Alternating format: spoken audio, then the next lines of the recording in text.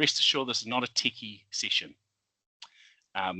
However, there is some technical things, and when I was running through some of the content, I realized that it can seem a little bit on the techie side.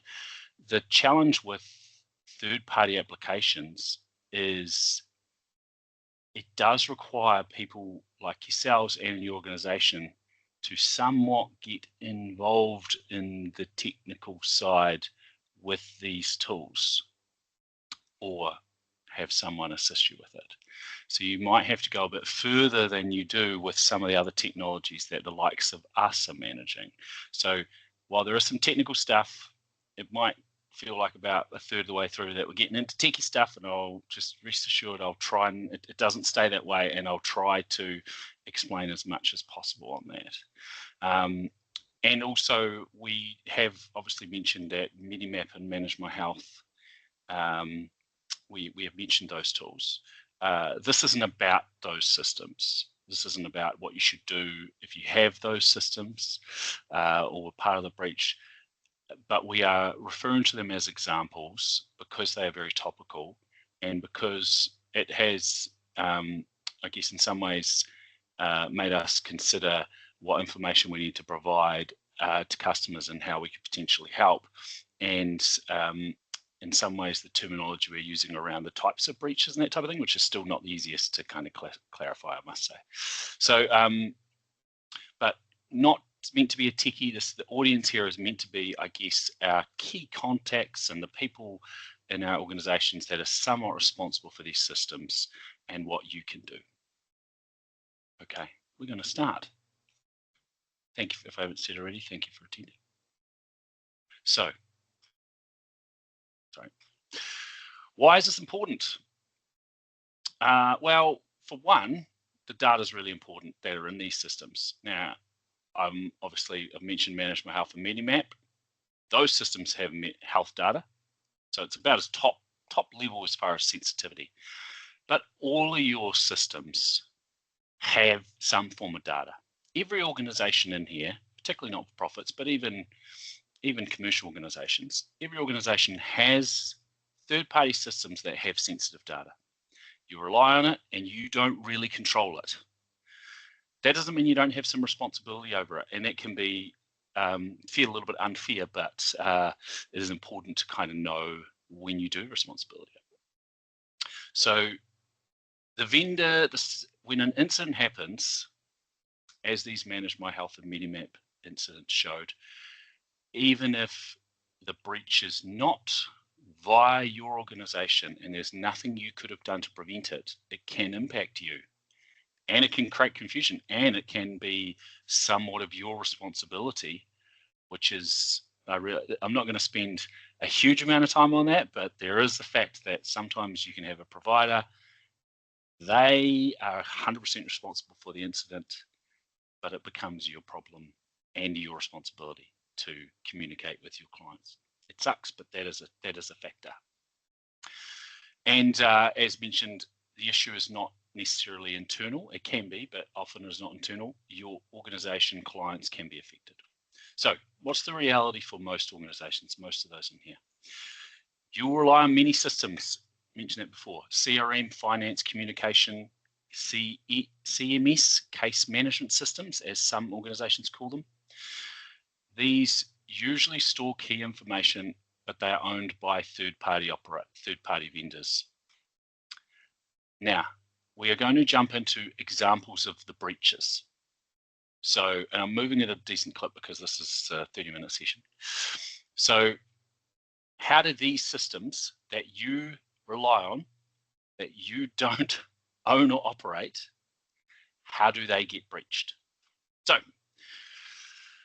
sometimes these are things, most of these are out of control, but the application can be breached. So if we take an example like Xero for this, so let's say Xero. So Xero, the application can be breached. Someone manages to get access to Xero via the website.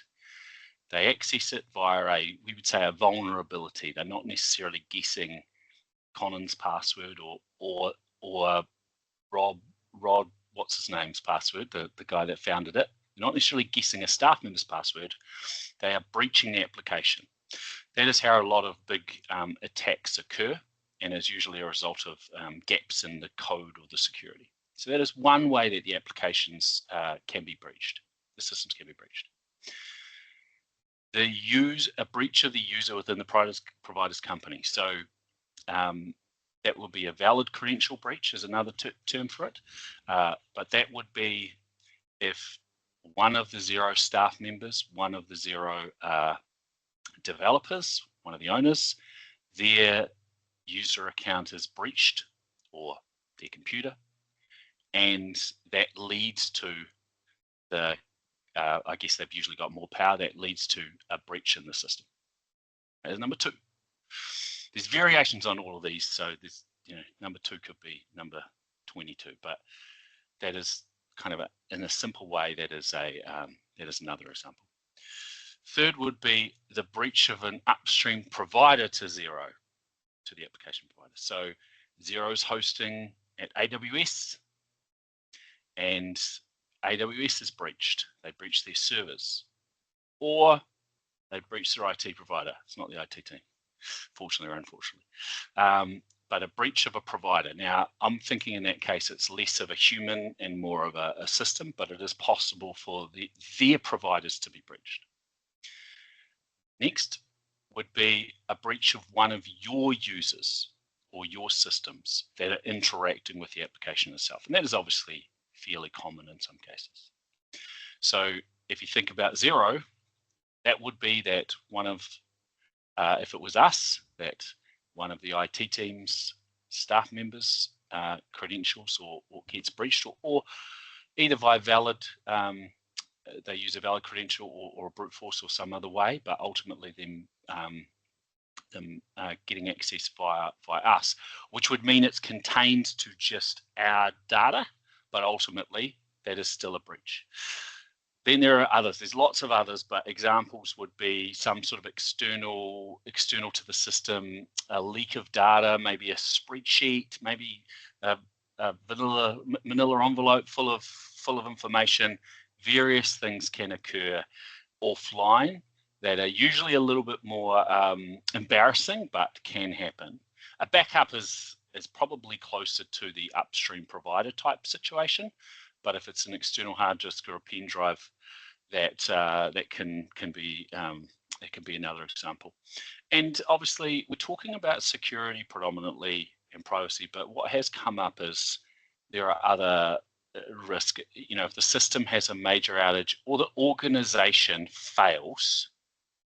So if you have one of these systems that they go under, so to speak, then that is loss of data. It might, funnily enough, that can lead to privacy as well, but privacy risk as well. But ultimately, that is a consideration when you're assessing these third-party tools and systems. I should say Q&A anytime, but we will have a little segment at the end. Okay, we'll continue. We're going to come back to the slide, but today we're really going to focus on what you can do. There are things you can do.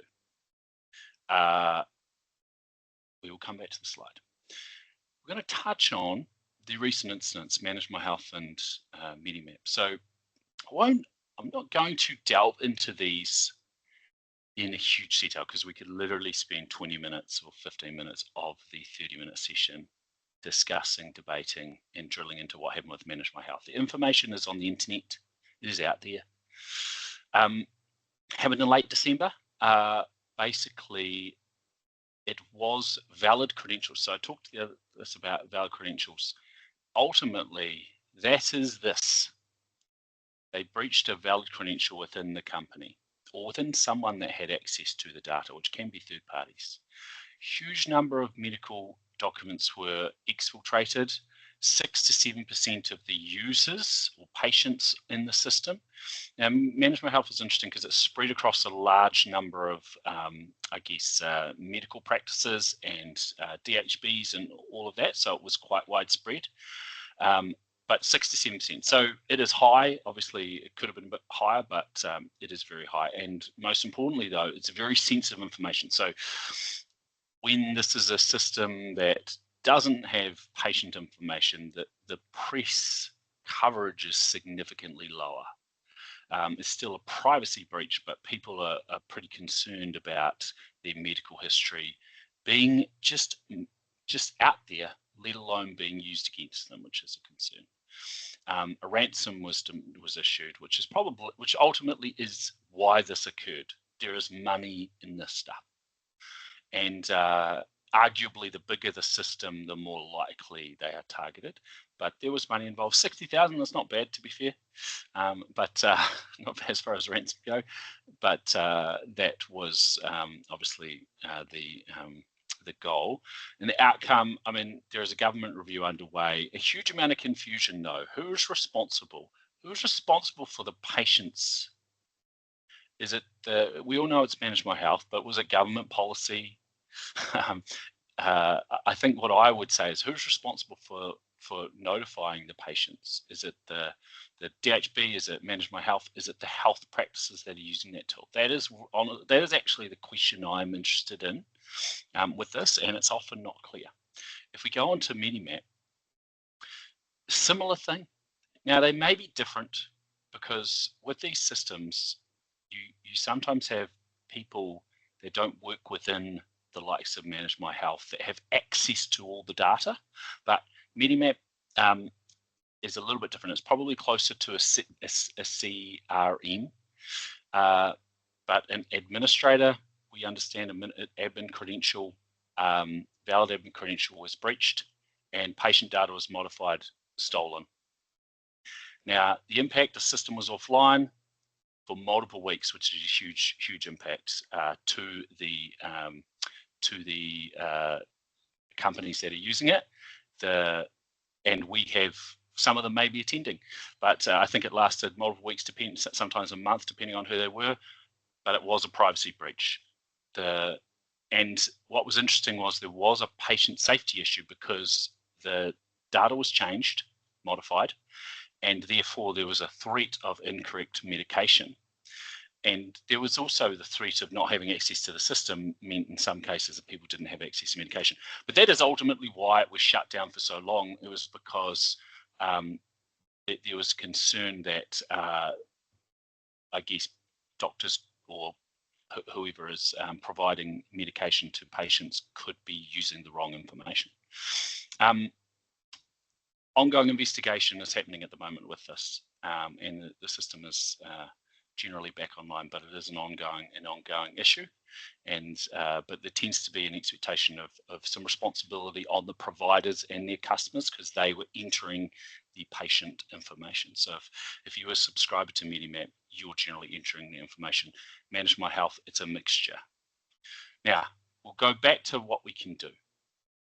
So focus on what you can do. Your user security is something that is in your control. Understanding the system and vendor is also in your control. Challenging the vendor is in your control. And I'm not talking about, threatening them or making them have to give you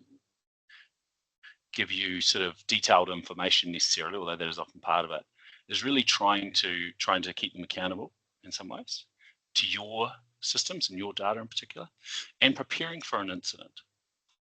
So the goal for your organization, it's not perfection. This is just, we're about to go through some steps that you can take that we would recommend. And this is based on us working with clients and us working with ourselves on our systems, a lot of trial and error, a lot of trying to figure out what is practical and pragmatic, but not perfection. And I'll explain why perfection is difficult. Getting clarity is important. Sometimes, and a one-off initial review is a big leap forward. And then having some ongoing activity can help as well. So, number one, identifying what your key systems are. This is really a quite important, I guess it's important to find balance in the approach. But to start with, what are your key systems? Are they and I'd say those are the systems that hold the most important data. Could be client information, could be donor, member data, depending on what type of organization you are. Could be financial information, staff information. What I would say, and this is opinion, is that organization, if you have too many systems on this list, it's going to stop you from making progress. So how do you, and that is because none of us in here, I'm presuming, have an abundance of time. So you have to start somewhere. And what we've tied ourselves in knots in some cases, even at the IT team, because once we start something, we kind of roll through and go, okay, well, if we add that, we have to add that. But for a lot of the organizations in this room, there could be some people that say, oh, the most important information is our staff information. That can't get out. But ultimately, I think anyone that experienced the MediMap Manage My Health issues realize that the client information is what can have a huge impact on your organization. Potentially fatal in some cases to your organization, I mean, in particular. The client information is probably what I'm looking for here. So if I was some of the organizations that are in here, I'd be thinking, okay, where does sensitive client information live? And you don't want to go too far with this client information, because you're going to say email ultimately, and that's a factor. It could be that you consider email and that type of thing as moot for now. These are the third-party systems that are outside your 365 environment or Google environment that I'm thinking of. So your client and customer information, identifying them, and you could say, like in our organization, we're like, these we have classes, but these systems are most sensitive. Then kind of goes down.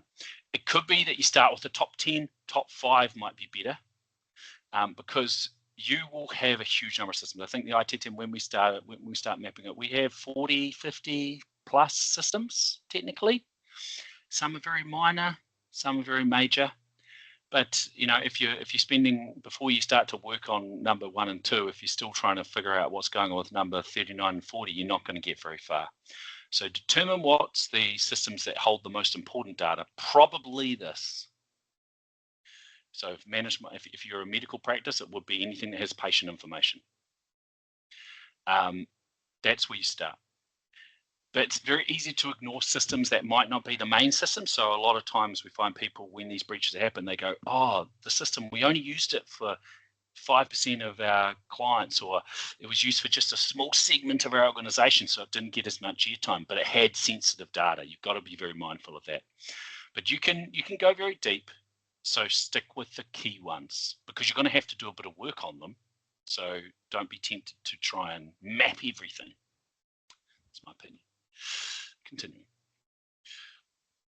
Assigning some level of ownership can be really important. Now, it's going to be assumed that everyone, and probably I wouldn't be surprised if everyone in this room is responsible for every system. And that might not be fair, depending on the size of your organization. That might not be smart, it might not be fair, and it might not be practical. So, if you're an operations manager, should you be responsible for the financial systems, or should it be your finance team or finance people, whatever that is? There's a few things in there to consider, but coming up with a clear owner, and that could be to help you. If you're assigned to the critical ones, the other ones you're not necessarily responsible for. So the owner should be responsible for access settings and vendor communication. Probably contracts and invoices and stuff, that does happen as well, but let's just not go there. This is not that. And it's very tempting to dig into that too. Put that to the side for this situation. Having lack of ownership does create a risk. One, or lack of clarity around ownership. We see it sometimes that the person that knows the most about the system is the expected owner. But then when they get asked, do you know anything about whether we've checked, the users, they go, oh, I've got no idea. They're just the person that has the most knowledge. So you've got to be careful around it. But if you determine they are the best person to be owning it, they are the owner, then it can be that you can start to talk about what they should do. But Then clarifying the systems, as I talked about, client, finance, staff, like internal, possibly sensitive as part of that as well, as I had on the previous slide. But coming up with an owner can be a good start point. Then you start to dig into the things that you can, once you've got that ownership defined, what can that person do? And this is kind of a starting point. The systems third-party systems can be difficult to maintain, user access and user administration, far more than something like 365. So if I give an example, when in your organizations, when a staff member leaves, usually the first thing people do is lock 365 account, which makes sense. And some of your third-party systems may integrate with 365, which is great. But often what we have found is the locking of the other systems can be either missed, or depending on how far, if we think about that top 10, as you go further down the top 10, it gets weaker and weaker and weaker. And look, we've been guilty of this too.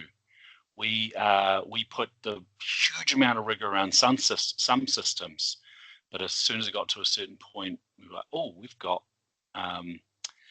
old accounts in there. How did that happen?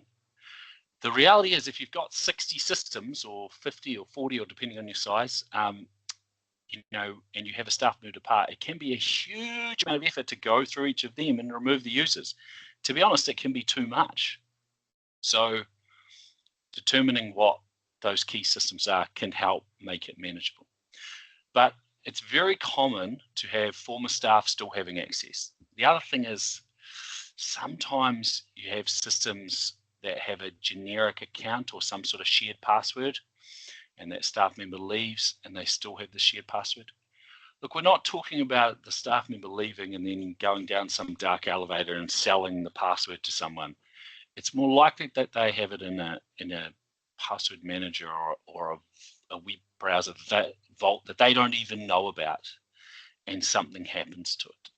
It can happen while they're in your organization and out of it, but ultimately it's more likely a problem as they depart. So former staff members having access to shared passwords, ultimately if you've got a critical system and people leave and are using a shared password, it should be reset. But continuing contractors having permissions, and potentially they're set up and then they leave, and then who's responsible? Not leave. I'm thinking potentially that they have a short piece of work, and then who's responsible for reviewing those and getting rid of those. And another risk is having too many users that have too much administration. If we think about the Manage My Health example in the MediMap, if they are users that are power users, they have more access. That is a risk. So what can you do? Continuing on that vein, perform a review.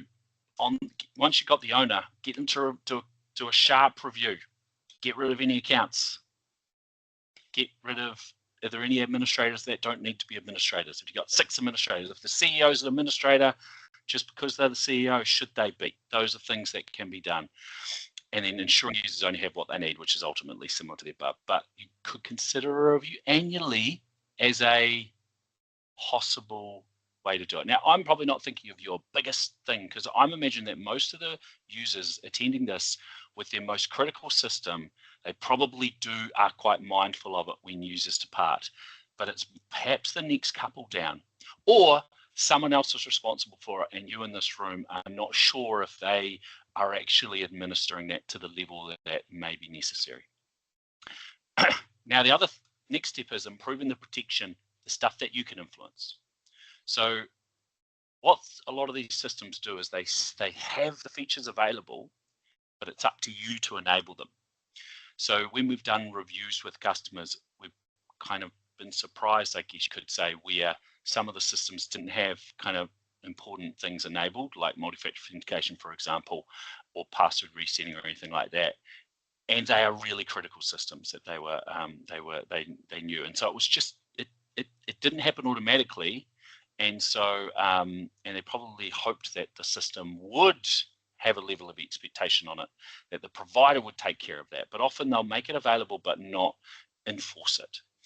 On the next slide, I'll talk briefly about enforcement and enabling, but ideally you can enforce the protection. So example of the three, you could have most of the systems that you're using that are important will have multi-factor authentication. If they don't, I would probably run away.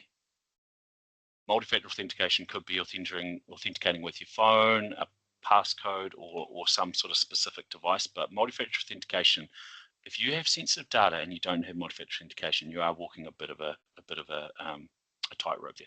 But back to point, if you're looking in the system and it's the difficult thing, it can sometimes be your responsibility to look through the administration here.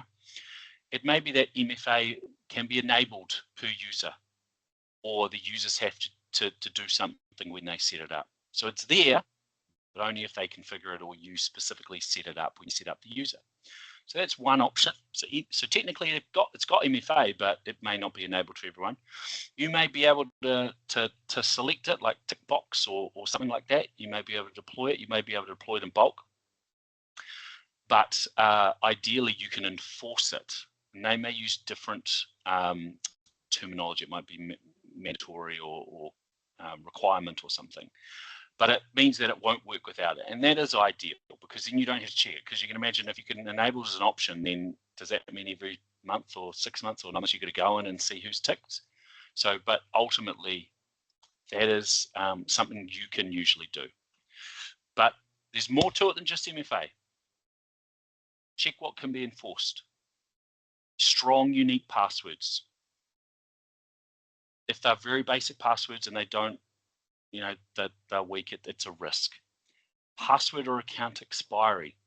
What's really important about this is some organizations say it doesn't actually help, but what account expiry or password expiry does is if something gets missed, if someone leaves, contractor gets enabled and then it just gets missed, then the password will automatically expire and it just reduces that risk. So those types of things, if you can do them, if you can set them, can be beneficial. Enabling enforcing MFA, as mentioned, single sign-on where possible. But what's really important is sometimes people, and I don't want to go down a rabbit hole on this, but you can have single sign-on, but but then there's this, you've got another account and the other account is insecure, and that's extremely common with some systems. So the single sign-on is a feature. It allows people to get in, which is great because it makes it simple, but they may have a normal old email with an old password, and you've got to be really careful about that. Now, you don't have to go and spend half an hour in the portal trying to figure it out. Communication with a vendor or partner. What is available here? I'd like to tighten up, come back to that. So the vendor's responsibility, they control the infrastructure and the platform security, but there's still a benefit to you understanding what they're up to and what they're doing. It's probably mostly important when you're actually figuring out who to choose, but it can still be important if you're already, in bed with the provider and it's very hard to change. I do believe that it's possible to hold vendors accountable, when you're challenging them, particularly if they're not massive. It's hard to hold Microsoft accountable, but if they are more likely a local provider and you're challenging them on certain things, you might move the dial, particularly on your security, but possibly on how they what they improve. So some questions that you may ask them, and it's just things that we would potentially ask. So where's the data stored? That's important, and it may actually be applicable to your contracts. Where is it stored? Is it New Zealand? Is it stored in Azure? Where is it? Is it in their office? Is it in a rack? Is there a backup regime? Where is the backup stored? Is it regularly testing as well? I'll come back to that. Now, this question is a simple one that we often will seek, is do they align with a recognized framework like SOC 2? SOC 2, for example. SOC 2 means that a lot of the other boxes will be ticked, and so it can be a bit of a shortcut, but SOC 2, ISO. Can you export your data if needed? That can be important, although you better make sure it's secure.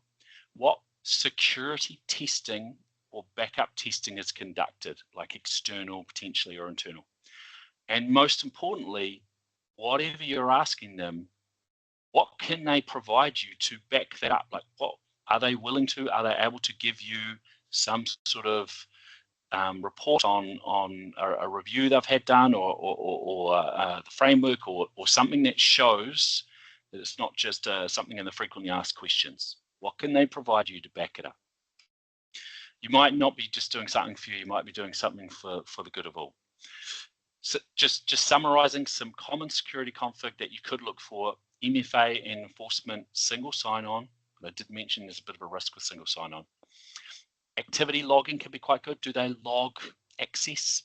What you will find is if you have a breach and you go, hey, something happened, and they can't tell you who or when, what that means is it's really hard to know if all your data was leaked or just some.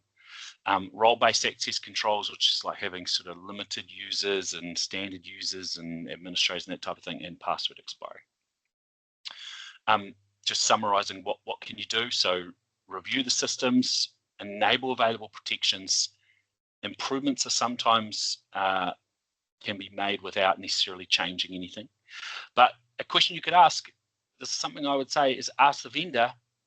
You're not going to ask Xero probably, but if you've got a more smaller vendor, what can you do? What can we do in our organization to improve our protection? That could help. They could then give you clear instructions and tell you, they might even tell you what's coming. Continuing on, unfortunately, we need to assume that sometime in our lifetime, the organization's lifetime, an incident will occur, minor and or major. They do occur, security incidents occur. That could be a vendor breach, it could be account compromise, system outage, CRM breach, a case management system, obviously an email account or a vendor outage, but many organizations haven't really considered how they would respond or drilled it. Something that we do, we started doing ourselves, and I would talk a bit more about this, but we're over time already, simulation exercises. So practice or consider how you would respond in an incident. Running a scenario, not really a techie one, more around your decision making. When do we communicate? When should we communicate?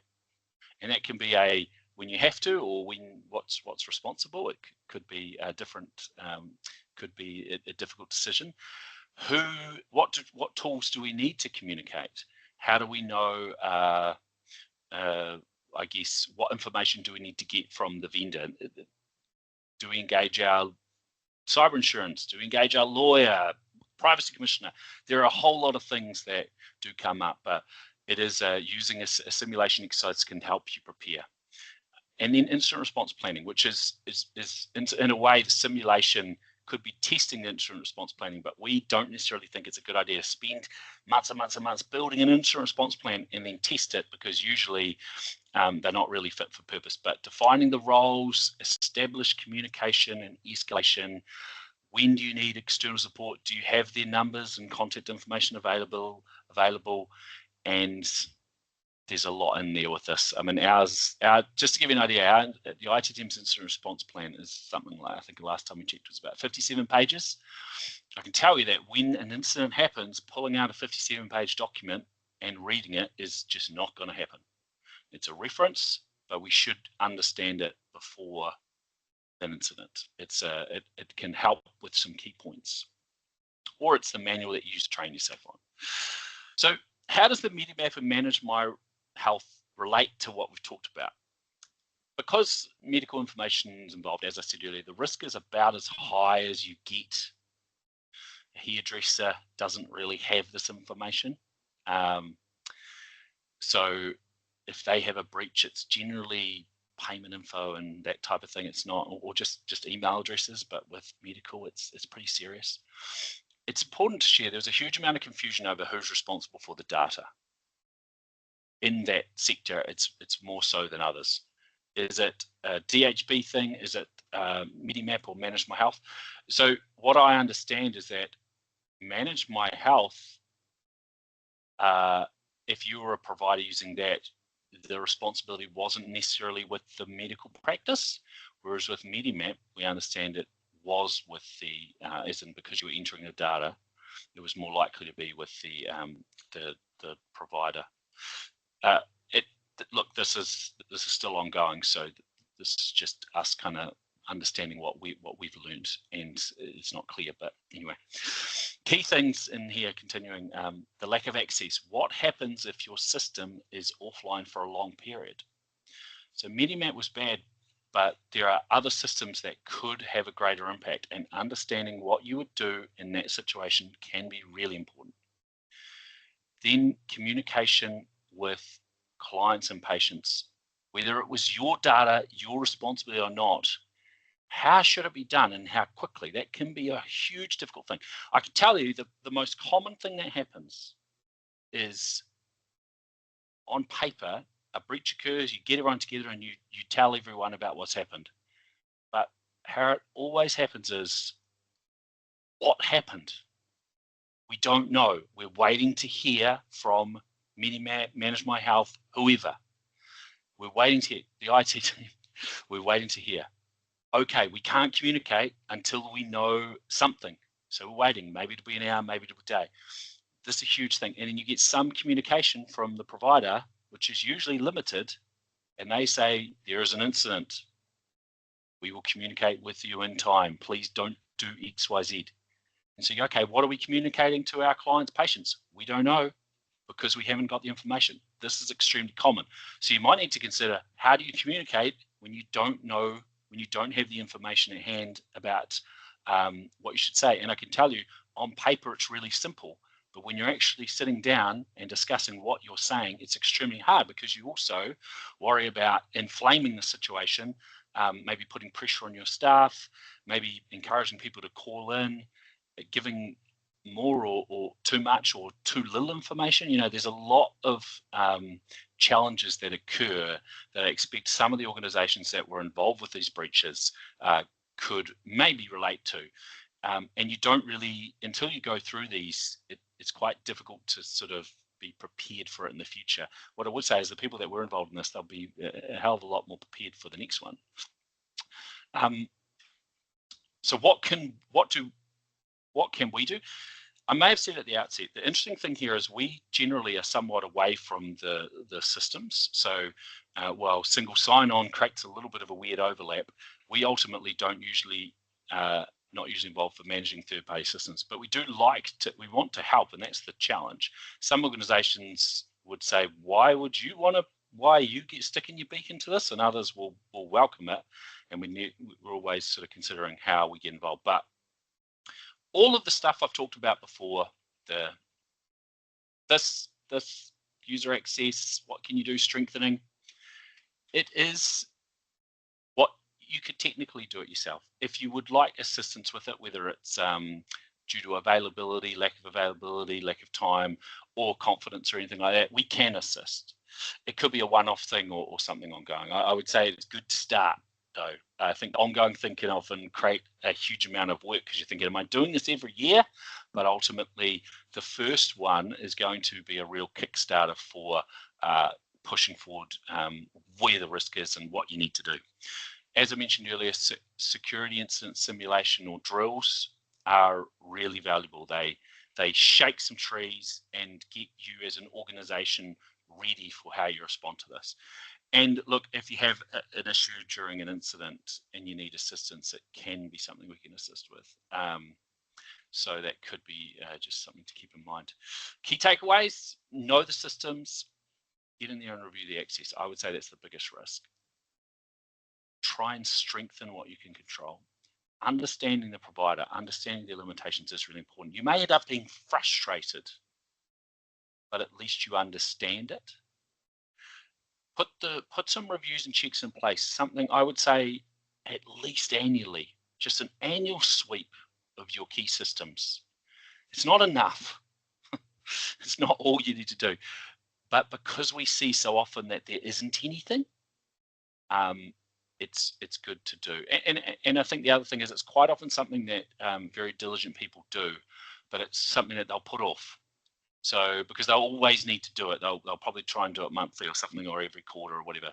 So at least annually could be the least worst option. And then some form of preparation for an incident would help, I believe. 11 minutes over, probably more like 15 minutes over, to be fair. Any questions? Or I do have a couple. So Roger has said, you recommended SSO. Are you referring to sign in with Google Sign in 365? Yes, so both those are a form of single sign-on, and look, there are huge benefits to those. What they do is they ultimately they keep the password management simple, and so what we'd say is it's like what would be an example? I can't think of a good example, but most organizations will have quite a lot of rigor around their 365 accounts. We tend to obviously encourage that.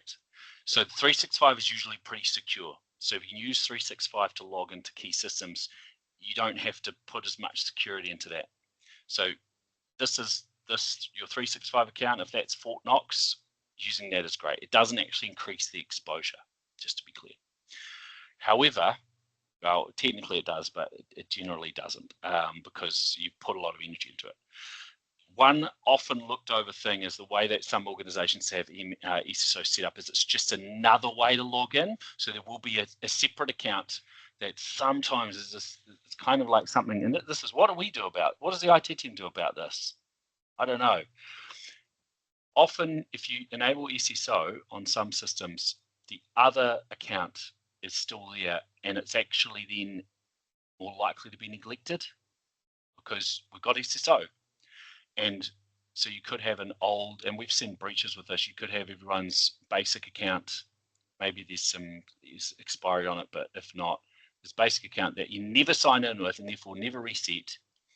And that is a real risk. And so that's something to be, there's no specific definition for that I can give to say, look out for this thing here. It's just more that if you are using or implementing SSO, you need to understand about what the other accessible, what the other authentication, the base authentication is for it. And I guess you could see an example of that is if you are logging into it and it allows you to log with SSO and allows you to log in with another email, that means you could have a wee problem that you need to consider. You've also mentioned good password management. Assuming good password management with those accounts, is this generally a good approach rather than having a separate account with that provider? Sorry, as continuation. Yes, Roger, correct. Password leaks are a very common source of breach. So when you do have an incident, getting everyone to reset their passwords is a pretty good decision generally, because until you know, it can mean that if there is a leak of some kind that's caused by you, it can cut it off. It can eliminate it temporarily or sorry, block it. Usually though, in our experience, when there are these big breaches, the passwords of your users, I mean, if you take Manage My Health and MediMap, well, we did encourage in some cases to reset passwords. That ultimately wasn't the client's issue, but if the vendor had done that, that would have probably helped things. If they didn't, they probably did anyway.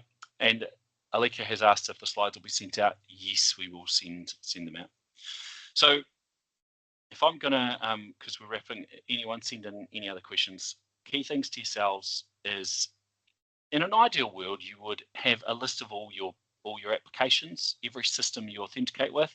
Probably have a look at what you're paying for, if you struggle with that, because usually it is paying for it. But you could go as far as if you've got a couple of ChatGPT accounts, Mailchimp. There's these $30, $20 things that are easily forgotten. But your financial accounts and that type of thing, those are part of this. But I would suggest putting, it could be, if it's the difference between putting a little energy into 20 systems or a lot of energy into 3, I would choose a lot of energy into 3 every time. So identify, you'll know some of them, but have a think, talk to some people in your organization. What are the systems that have our most sensitive information, our greatest risk? What are those? For the large organizations that's here, it could be several. It could be that for different functions, you have different things, but what are they? And then start to give those attention. I would argue that 0 may not need to be on that list. If 0 is on the list, it could be that it's a short list and that's okay, but it shouldn't be the number 1, to be honest. Anyone in here, it's very unlikely to be the number 1. So because if your financial information gets leaked, it's probably half the organization here, it's public information anyway. Obviously things, I'm half joking because I know there would be sensitive information in there, but it's your patient information that is generally, or client information that is generally the most sensitive. Student, client, staff, sorry, student, client, patient, etc. So focus on that. And then consider trying to make the improvements that you can after you establish an owner, which unfortunately may be yourselves, but that's where I would start, is determine what those systems are, make it clear to yourself or inside your organization, these are our sensitive systems, these are our key systems, we are worried about these. Yeah, that would be my recommendation, because we have seen it internally and externally.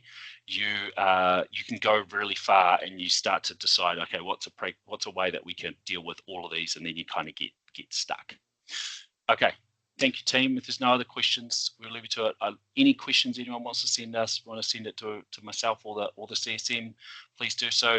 We think this is really important. It is probably a greater risk than to you, if you have good handling of your 365, is a greater risk to your organization than breaches of devices, 365 networks and that type of thing. And but it is something that tends to be underserved, we would say. But let us know if you have any questions or any comments or things you think we might have missed. We'd love to get some feedback. Thank you, Tim. We are actually working on sending this out. This actually, before it was a webinar, this was going to be a kind of a white paper, one page, like it's about 6 pages, but it was going to be a guide that we're sending out. So we will still get that out. But then, the MediMap instance came and we ended up deciding to revise it and change it. And, it's never finished. We're always working on it, as with everything. But we will get that out at some point as well. So thank you for coming, guys. We appreciate it.